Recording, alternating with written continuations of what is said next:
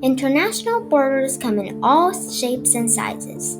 The world's shortest border between Spain and Morocco is less than 300 feet long. The longest between Canada and the United States stretches an incredible 5,525 miles. Much of that border was drawn as a straight line across the land without much thought for geography. The result? Confusing roads, towns split in half, and buildings that sit in two countries at once. In this video, I'm taking you to a US road that dips into Canada and back into the US, with no checkpoints and no passports required. Then, we'll visit a library literally cut in half by the border, with one side in America and the other in Canada. And finally, we will explore a street where the houses on one side are in the US and just across the street they're in Canada. One wrong turn and you'll cross an international border illegally.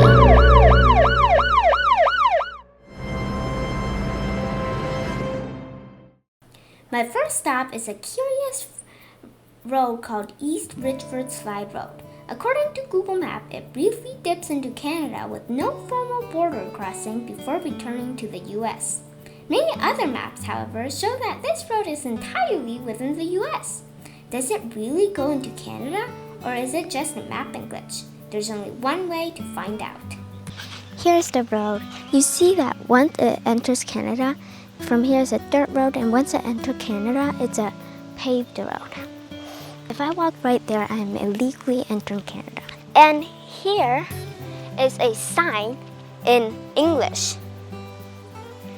And if you go to the cemetery,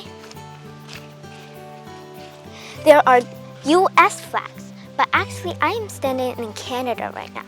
And not to mention that I saw a lot of American flags here, but not a single Canadian flag. This is the East Ricford Cemetery, where the US-Canada border cuts straight through. So what does that mean? It means some people are literally buried in two countries at once. But since the cemetery is officially on the American side, you will still see US flags everywhere, just like in any other American cemetery. This pole separates Canada and the United States.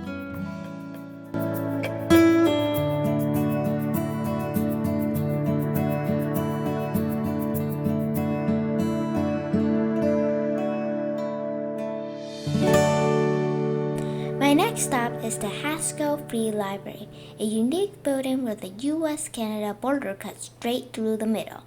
It was built by Martha Haskell with the dream of creating a place where people from both countries could come together to read, learn, and enjoy the arts without having to pass through a formal border checkpoint. Upstairs, there's even an opera house with the stage in Canada and most of the seats in the United States. Unfortunately, in recent years, stricter U.S. border rules have made it harder for Canadians to enter, and people can now no longer just hang out there freely. They now have to follow new entry procedures.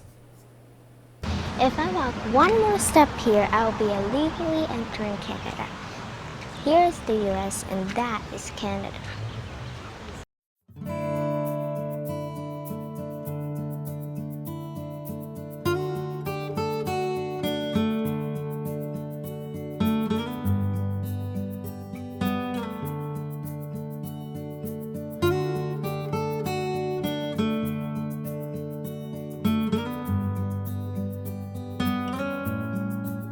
Just stopped here at Eagle Point. This is literally Canada, and here is the USA.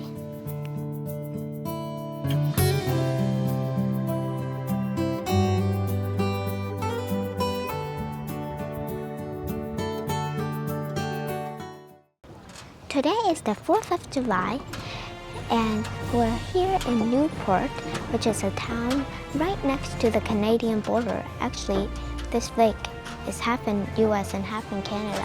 And here, that building is the US Customs and Border Protection.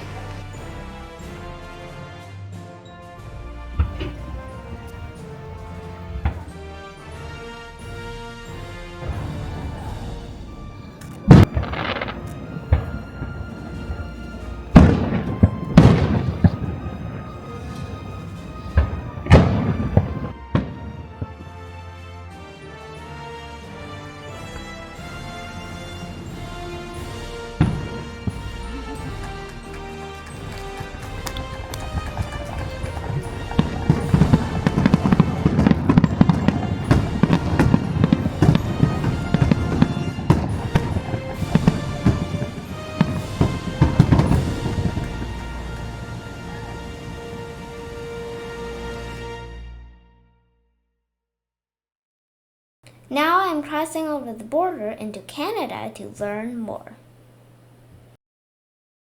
Hello. Hi. Bringing anything up with you? Anything you may leave here? No. With you, Mesa pepper spray, for example? No. There you go. Thank you. Thanks. Good night.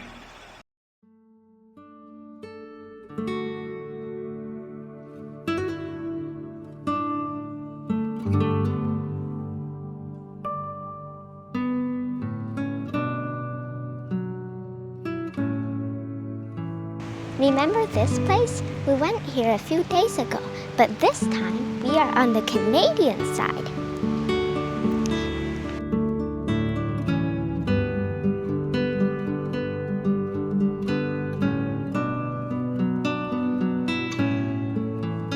This is the Canadian town of Stansted in Quebec, and this town across the border is called Derby Line in Vermont.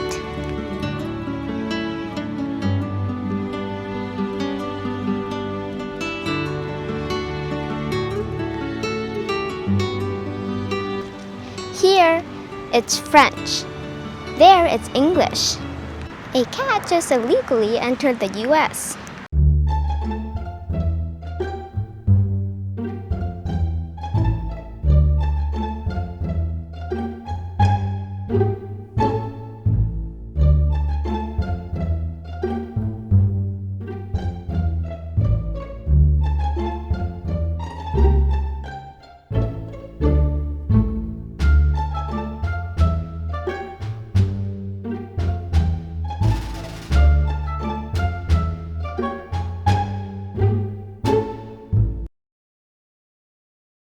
Now I'm taking you to a street stuck between two countries with a yellow center line being the border.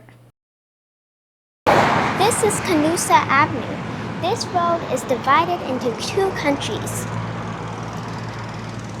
That side is the United States and this side is Canada, and the center line is the border.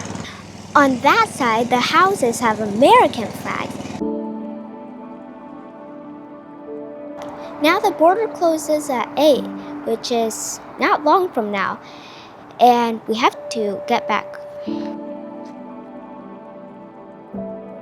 Border towns really are some of the most fascinating and weirdest places in the world, with streets cut in half by the border, buildings stuck in two countries, and confusing roads that make you wonder where you actually are.